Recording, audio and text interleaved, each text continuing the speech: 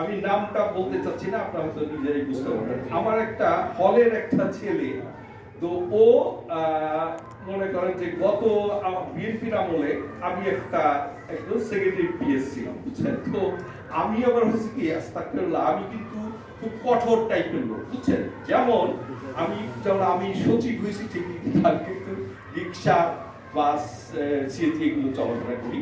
আমি এটা এখনো ভাড়া বাসায় থাকি।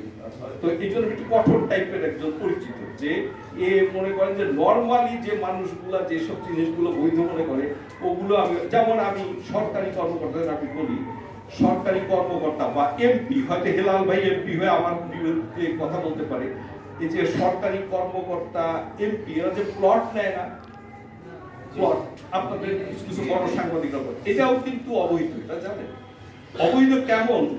আপনার কার জমি দিচ্ছি এটা কিন্তু আমরা চিন্তা করি না, জানেন। যে এই যে প্লটগুলো উত্তরায় যত প্লট, এই জমিগুলোর মালিক কিন্তু সাধারণ মানুষ। এখন সাধারণ মানুষের জমিটা অ্যাকোয়ার করে খুবই কম টাকা দিয়ে, এবং অনেক ক্ষেত্রে টাকা পায়ও না। কারণ এই যে আমাদের ডিসি অফিসে যে সমস্ত চোরটাগুলো বসে আছে, ওই চোরটারা ওই গেলেই এই কাগজ সেই কাগজ করতে করতে মানুষের একদম 12টা বাজে। আমার জমিতে আমি বাড়ি করে বসে আছি, মনে করে আমার জমিটা জোর করে দখল করলো কেন? বড় বড় কর্মকর্তা বা বিভিন্ন প্রভাবশালী লোক যারা সমাজে, তাদেরকে অল্প পয়সা দেওয়ার জন্য। তা আপনি মনে করেন যে দিল, ওই লোকটার অবস্থা কি হলো? ওই লোকটা কিন্তু, আমি একটা ছোট একটা গল্প আপনাকে বলবো। আমি যেহেতু প্লটের অ্যাপ্লাই করি না, বুঝছেন, আমি রিটায়ারমেন্টের আগে আমার একটা শুভাকাঙ্ক্ষী একজন সরকারি কর্মকর্তা বললো যে স্যার আপনি তো রিটায়ার করছেন, প্লট নিচ্ছেন নাকি? তাই বলছে আমি যেহেতু অবৈধ মনে করি, তো বললো যে আপনি সারা জীবন যেন শান্তি পান, এই জন্য আপনার একটা মানে একদম বাস্তব গল্প। এই যে আমাদের পূর্বাচলে প্লট দিচ্ছে না, দেখবেন যে অনেক প্রচুর পূর্বাচলে প্লট যাদের জমি অ্যাকোয়ার করা হয়েছে, একজনের 10 বিঘা জমি অ্যাকোয়ার করা হয়েছে।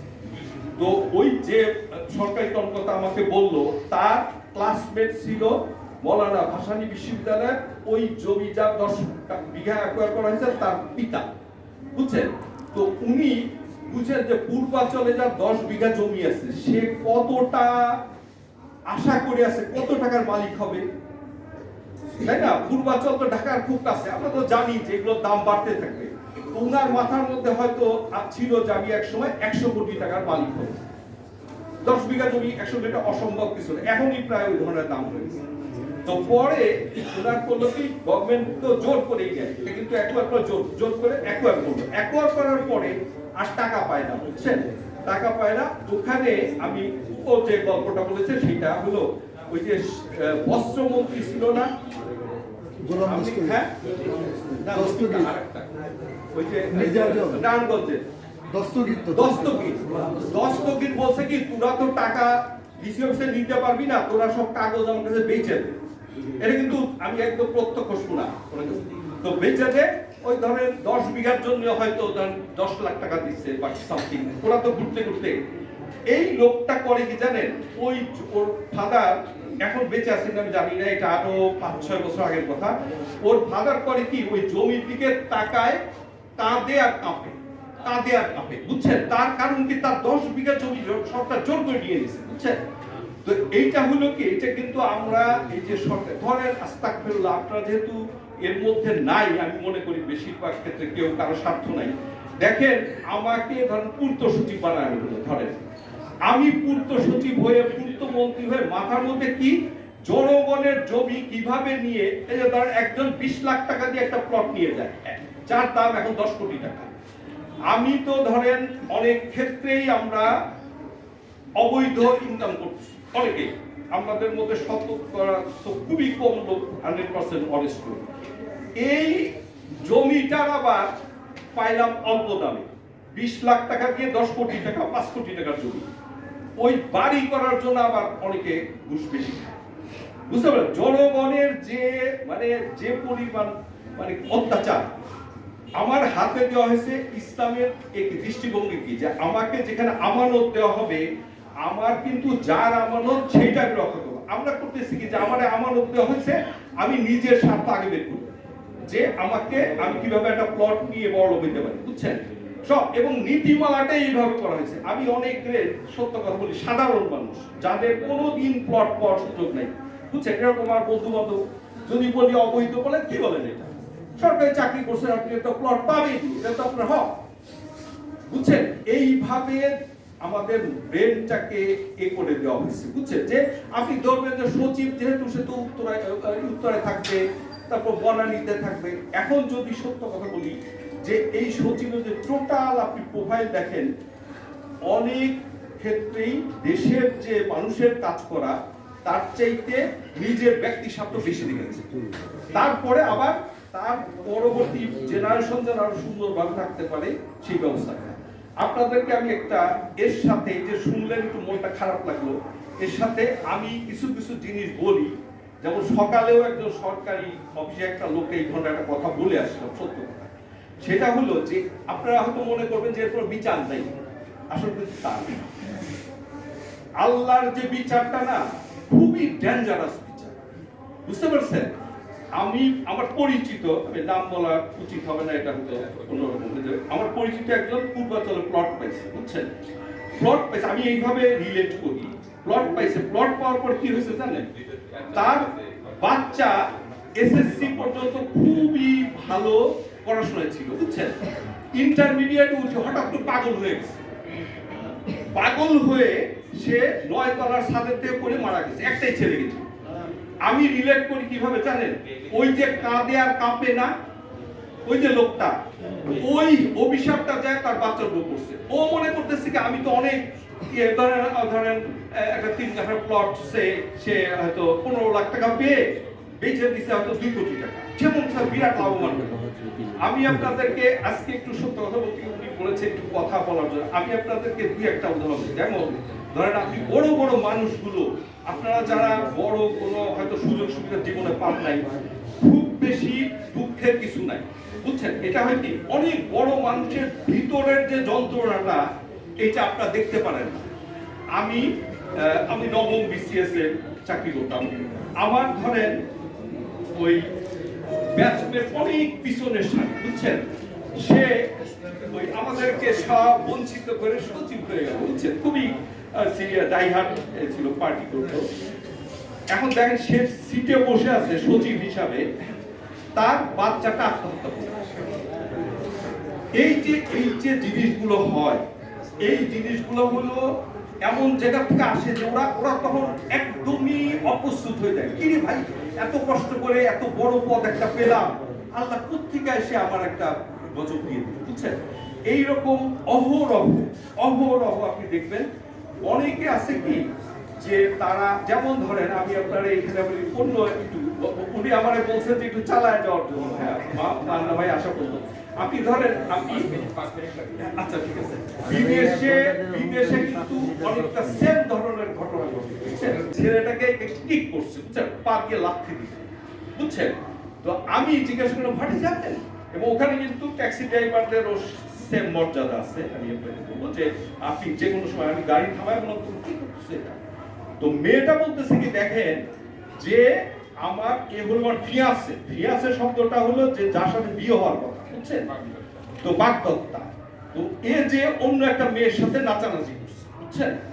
তো নাচানাচি করছে, এখন সে ওইটা সহ্য করতে পারেনি, বুঝছেন? না করে এখানে এসে সে রিঅ্যাকশন।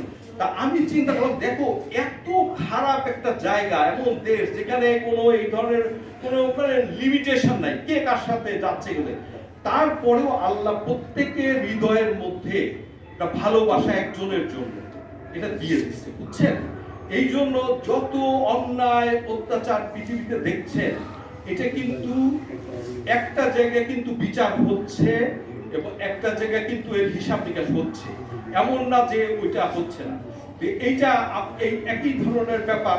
যারা ধরো অন্যায় ভাবে সম্পদ অর্জন করছে, আজকে দেখেন আমার ভেরি সরি, আমার সেই বন্ধু কোথায়, সেই যে মনে করেন আমাদেরকে বঞ্চিত করে অনেক উপরে চলে গেছে, মানে প্রিন্সিপাল সেক্রেটারি, আমরা ডিপ্টি সেক্রেটারি, মানে আমরা 15 বছর একই পদে ছিল। আমি শুনেছি যে সে করছে আপনার এই আগরতলা দিয়ে পালাইতে যে টাকা শেষ হয়ে গেছে, বুঝছেন? ওইখানে তো আমার পথে তো আমাদের ইন্ডিয়ান বন্ধুরা তো যা পাইছে সব নিয়ে নিছে, বুঝছেন? এটা জানেন যে একজন ছাত্রলীগের প্রেসিডেন্ট ছিল, বুঝছেন, বরিশালের দিকে নামটা মনে করতো, ও 2 কোটি ডলার, পান্না ইসাক আলী পান্না 2 কোটি ডলার সাথে নিচ্ছে, বুঝছেন, নিয়ে সীমান্ত পার হওয়ার সময় সব টাকা নিয়ে ওরে খুঁচায় বাইরে রেখে চলে গেছে। তো আমার এই বন্ধু আবার কতটা রিকোয়েস্ট কারণে ওর মাল টাকা পয়সা নিয়ে নিছিল হয়তো, সে আবার লন্ডনে আবার এক ব্যাটসম্যান, সে চাকরি ছেড়ে তার কাছে বলছে আমার একটু তাড়াতাড়ি টাকা পাঠাবে, ওই টাকা পাঠায় ওইভাবে পালায় গেছে, বুঝছেন।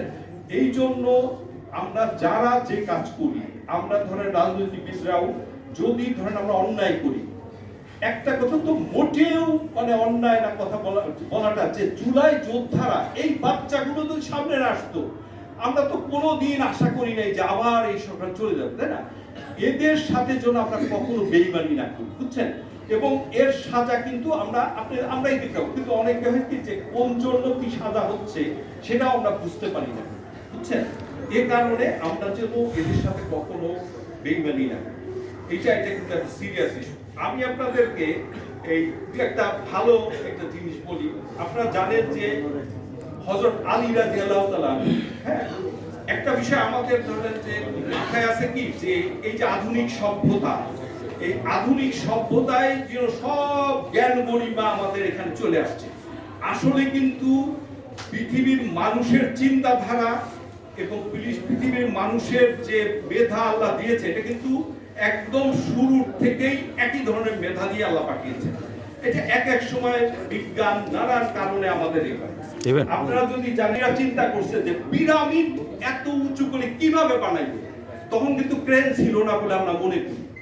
এমন হইতে পারে জানেন যে ওই সময় একবার সভ্যতা একদম চরম উৎকর্ষ হয়েছিল, আবার আল্লাহ সভ্যতাকে বিলুপ্ত করে দিয়েছে। আপনারা যারা নূহ নবী সাল্লাল্লাহু আলাইহি ওয়াসাল্লাম হয়েছে একবার, তারপর লূত আলাইহিস সালাম, বিভিন্ন কোরআনে এই সমস্ত বর্ণনা করা আছে। এই জন্য এই যে সুশাসন বা বিভিন্ন সুন্দর মানে আমরা যে আল্লাহ তাআলা যে প্রশাসন ব্যবস্থা চালাতেন, আপনারা জানেন যে উনি উটের উপরে আছে হলো কে, যে হলো বৃত্ত, আর উনি উট টানতেছেন, হ্যাঁ, তাহলে কি ধরনের প্রশাসন আছে। একইভাবে হযরত আলী রাদিয়াল্লাহু তাআলা অনেক কমেন্ট আছে যে জিনিসগুলা এখনো বিভিন্ন সময়ে এটা কার্যকরী মনে হয়। আমি একটা কমেন্ট একটু উঠে, অত্যাচারীদের অন্তরে যে বিদ্বেষাগ্নির জন্ম হয় তা অত্যাচারীকে ভস্ম করেই ক্ষান্ত হয় না, সে আগুনের শিখায় অনেক কিছুই দগ্ধীভূত হয়। আপনারা দেখছি যে আমরা কিন্তু অত্যাচার করতে করতে করতে আমাদের একজন কিন্তু একদম বিদায় নিচ্ছে। আমরা যেন আবার সেই পথে না হাঁটি, যে যারা আমাদের উদ্ধার করলো তাদের জন্য যেন আমরা কোনো এমন কাজ না করি যে তারা আবার বিপদের মধ্যে পড়ে। আমরা পরিবারকে হত্যা করেছি, কেউ কাঁদেনি, আমি এর প্রতিশোধ না, কোনো বানানোর কথা বলছি। এই রেকর্ডটুকু এখনো পর্যন্ত পুলিশে আর্কাইভে আছে। সাম্প্রতিককালে আপনারা যে আগুনের ঘটনাগুলো দেখছেন, আগুনের ঘটনাগুলো রহস্যজনক। শেখ হাসিনার প্রতিশোধের কোনো কারণে এগুলো হচ্ছে কিনা এটা দেখার একটা ব্যাপার। এবং নিশ্চিত থাকে তারা সংগঠিত হচ্ছে নানান কায়দায়, কখনো সাংস্কৃতিক অঙ্গনের পরিচয় হবে, কখনো গুপ্ত সংগঠনের মাধ্যমে হবে। কাজে জুলাই আকাঙ্ক্ষার যোদ্ধাদের যে আকাঙ্ক্ষার কথা বলছেন, আমি খুব আশঙ্কিত এবং শঙ্কিত। ইদানিং আমাদের রোগী হয়ে সবাই আশাবাদ ব্যক্ত করে, মানে সব পজিটিভ কি বলতে হবে, কেন সব পজিটিভ কি বলে, কিন্তু আমি কিন্তু অশনি সংকেত দেখতে পাচ্ছি। জাতি আগামী দিনে গভীর সংকটে পড়তে পারে।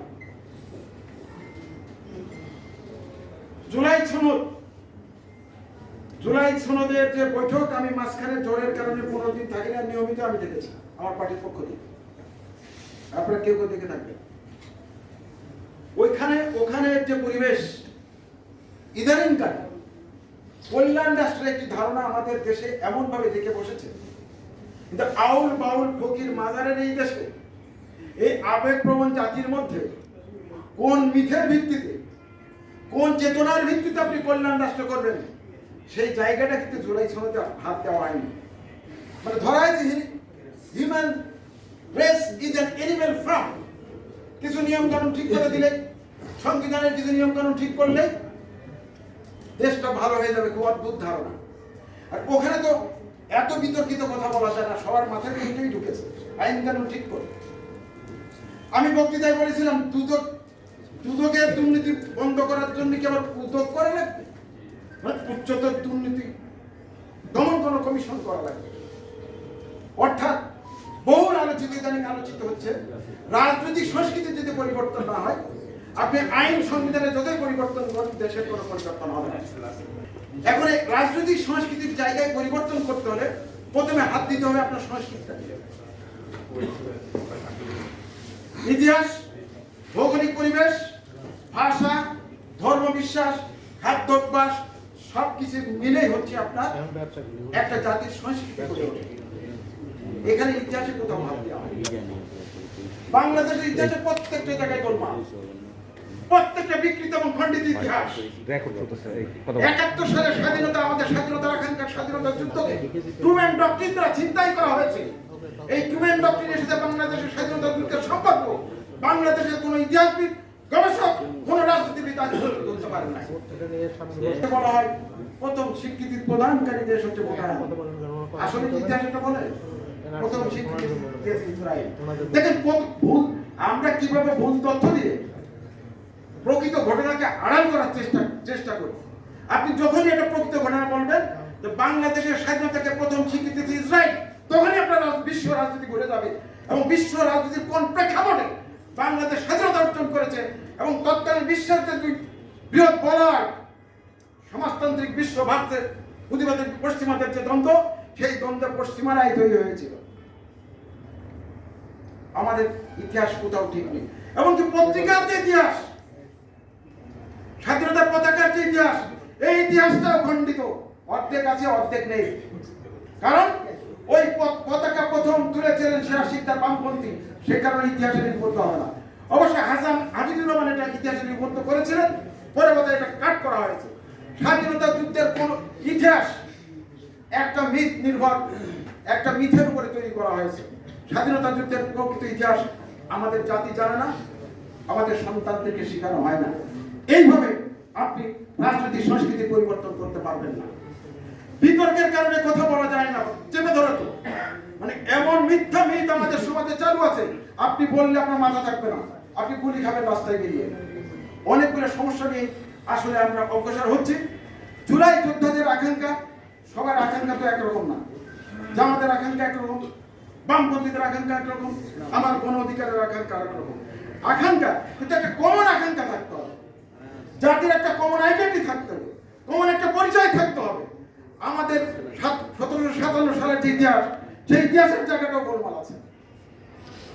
আমাদের এই রাজনৈতিক ব্যবস্থা কেন 54 বছর ধরে স্থিতিশীল একটি রাজনৈতিক ব্যবস্থা প্রতিষ্ঠিত করতে পারলাম না, কেন বারবার রাজনৈতিক ব্যবস্থা ফেল করলো, এই বিষয়টার মূল্যায়ন করা দরকার ছিল। এমনকি বিএনপি বোঝে না, পিআর বোঝে না, সংখ্যানুপাতিক ভোট বোঝে না। বিএনপি কিন্তু তত্ত্বাবধায়ক সরকারে বুঝতো না।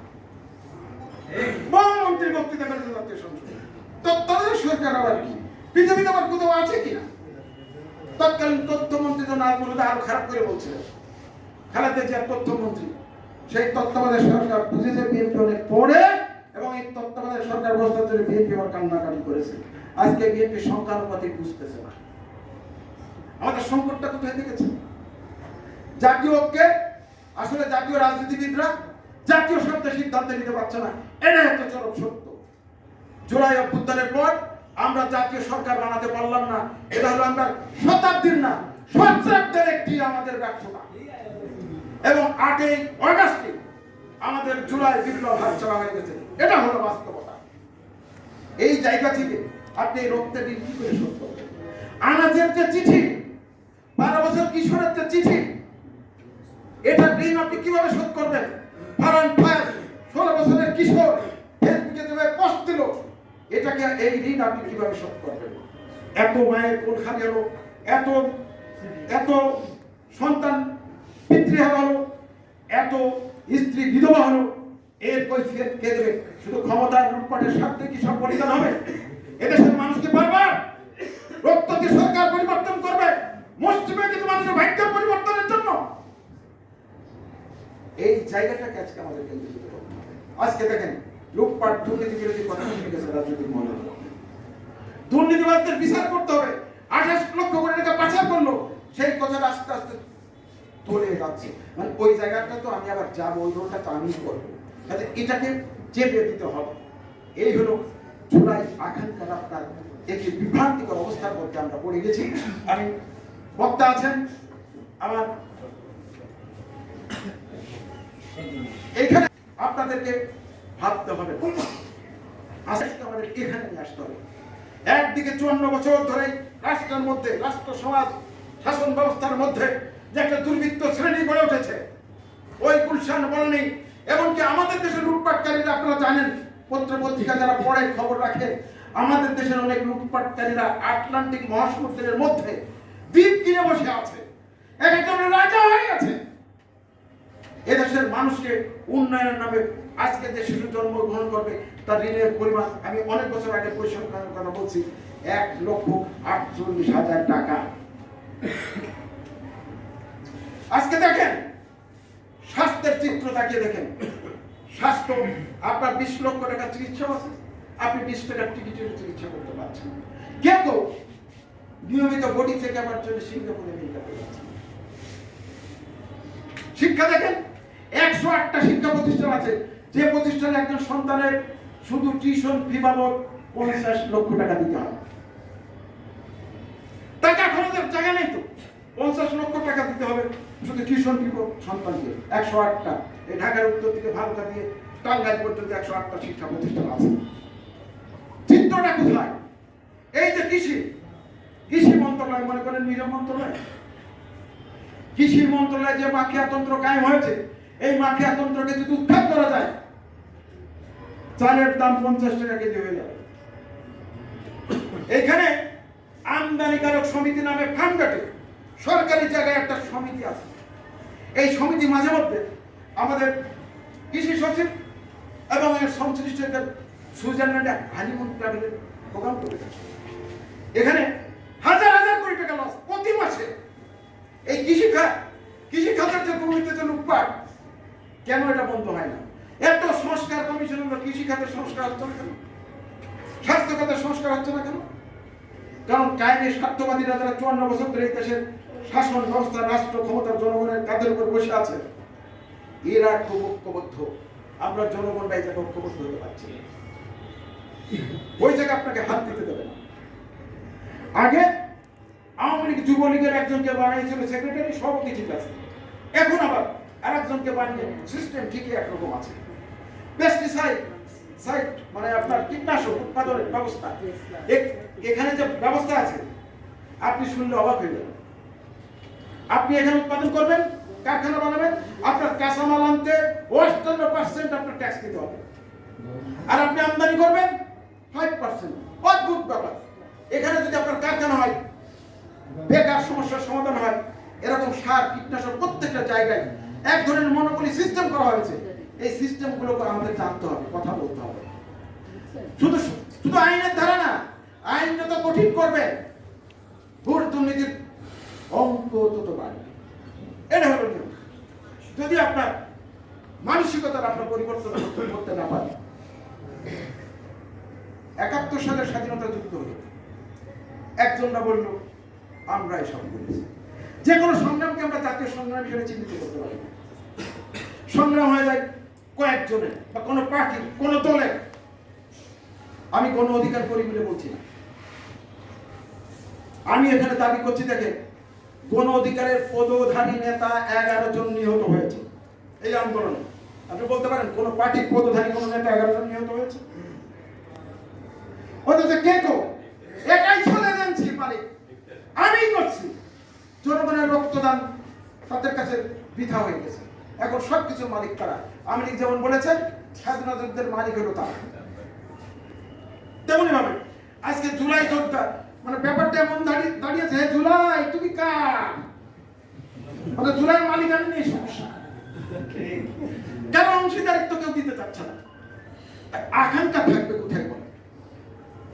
জাতীয় ঐক্য যে বিষয়টা আসবে, পারস্পরিক শ্রদ্ধাবোধ, পারস্পরের সাথে যদি শেয়ারিং না করে, তাহলে আপনার এই জাতীয় ঐক্যবদ্ধ বোধটা কিভাবে আসবে? আপনি তো এখানে 18 সালে কোটা আন্দোলন শুরু হয়েছে, যখন যুবকরা লিখত আই হেড পলিটিক্স, ফেসবুকে লিখত, রাজনৈতিক দলগুলো যখন ব্যর্থ, তখন 18 সালে কোটা আন্দোলনের মাধ্যমে এক তরুণ তুর্কির আবির্ভাব ঘটে, যার নেতা ছিলেন নুরুল হক নূর। তিনি মার খেয়েছেন, আবার উঠে দাঁড়িয়েছেন, মার খেয়েছেন, আবার উঠে দাঁড়িয়েছেন, আবার মার খেয়েছেন, আবার উঠে দাঁড়িয়েছেন। ফিনিক্স পাখির মতো উনি বারবার জীবন্ত হয়েছেন। কোটা আন্দোলনের কথাটা বলার কথা হলো জুলাই সনদের, আপনার কোটা আন্দোলন ওখান থেকে কাটেন পড়ে স্বীকৃতি দেবে না। বলছিলাম no VAT on education, Sheikh হাসিনার বিরুদ্ধে প্রথম বেসরকারি বিশ্ববিদ্যালয়ের ছাত্র প্রথম জয়যুক্ত, এটা দেখেন তাতে পার্টনার করে যাচ্ছে, পার্টনার বানানো যাচ্ছে না। আমরা এত সংকীর্ণতার পরিচয় দিই যে নুরুল হক নূরের জন্ম না হলে, আমি এভাবে বলতে চাই না, আপনারা দেখেন অনেক নেতাই করেছে। এই যে আবু তাহের, জামাতের নায়েব আবু তাহের বলেছেন, নুরুর কারণেই আপনারা ক্ষমতায় আছেন। নুরুল হক নূর মার খাওয়ার পরে বলেছেন, আহত হওয়ার পরে বলেছেন। আমি মোটে মানে নুরুর পক্ষে বলছি না, আমি বাস্তবতার কথা বলছি। আপনি স্বীকৃতি দেবেন না, স্বীকৃতির প্রশ্ন আমি বলছি আর কি। এর অনুরূপভাবে সাংস্কৃতিক সংগঠন আমাদের চোখে দেখা, যখন রাজনৈতিক মঞ্চ ছাত্ররা রাস্তায় নামতে পারছে না, সাংস্কৃতিক দলগুলো প্রেস ক্লাবের সামনে মিছিল গলায় হারমোনিয়াম, কাজে একক কোন কৃতিত্ব নিয়ে আসলে কোন আমাদের সংগ্রাম হয় কোন দলের নাই, কারণ একক ব্যক্তিত্বের সংগ্রাম। এই জায়গা থেকে আমাদের অর্থাৎ আমাদের মানসিকতা অনেক পরিবর্তন করার দরকার আছে। বন্ধুরা আমার, সব থেকে বড় কথা, আগামী দিন আমাদের জন্য একটা কঠিন দিন আসছে। এই জায়গায় আমাদের একটি চূড়ান্ত সিদ্ধান্ত নিতে হবে। এই 54 বছর ধরে বিদ্যমান যে শাসনতন্ত্র, যে শাসন ব্যবস্থা, এই মাথায় যারা বসে আছে, ব্যক্তির পরিবর্তন না, মানে রাজা যায় রাজা আসে, জনগণের রক্তের বিনিময়ে রাজা যায় রাজা আসে, দেশের কোনো পরিবর্তন হয় না, অর্থনৈতিক ব্যবস্থার পরিবর্তন হয় না, শিক্ষা ব্যবস্থার পরিবর্তন হয় না, কৃষি ব্যবস্থার পরিবর্তন হয় না। সেই জায়গাটা আমাদের করতে হবে এবং লড়াই আমাদের করতে হবে। লড়াই থেমে যাবে, কোনো জাতির লড়াই থেমে যায় না। জাতির লড়াই কখনো রিল্যাক্স শেষ করে কিছু থাকে না। জাতিকে সবসময় সংগ্রাম চিরদিন সংগ্রাম করতে হয়। আমাদের আরেকটা সংগ্রাম করতে হবে দুর্বৃত্তদের বিরুদ্ধে, দুর্নীতিবাজদের বিরুদ্ধে। এই লড়াইয়ে জয়যুক্ত হলে বাংলাদেশ জয়যুক্ত হবে। সবাইকে ধন্যবাদ।